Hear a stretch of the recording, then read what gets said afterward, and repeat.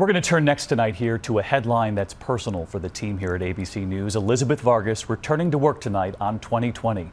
She has bravely chosen a path that did not come easily, now breaking her silence. Viewers tweeting their support all day. One viewer just tweeting, "Elizabeth, thank you so much for your honesty and being courageous. You will inspire thousands." Our friend and colleague Elizabeth making her return this morning. We are thrilled to be welcoming back Elizabeth Vargas to showing extraordinary bravery and honesty across from George. It must have taken so much effort to keep that secret. The amount of energy I expended keeping that secret and keeping this problem hidden from view, hidden from my family, hidden from friends, from colleagues, was exhausting. And when Elizabeth took time off to get help, her private battle suddenly became a very public one. I didn't choose to go public with this. Somebody else made that decision for me. But in hindsight and in retrospect, maybe it's a blessing because it relieves me of that secrecy and that burden of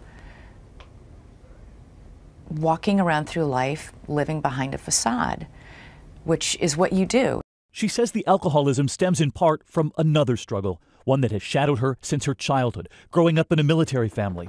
Severe, crippling anxiety that set in the day her father was called to duty in a faraway war. My dad went to Vietnam when I was 6 years old, and I had panic attacks every single day when my mom would leave for work. Her mother told me she remembers that panicked little girl. Did you see the anxiety attacks as a little girl? Yes, I clearly saw them. And every morning when I would leave to go to work, she would cry and beg me not to go. And all of these years, even with her steady hand at the anchor desk, Elizabeth revealing the anxiety, the panic, always close behind.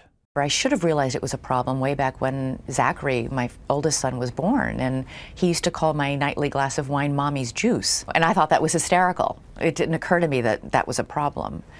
And it didn't really get to be a huge problem until the last few years. And later tonight on 2020, she takes the viewers through her very personal struggle, hoping it will now help others. It's always embarrassing to have the entire world know your deepest, darkest secret.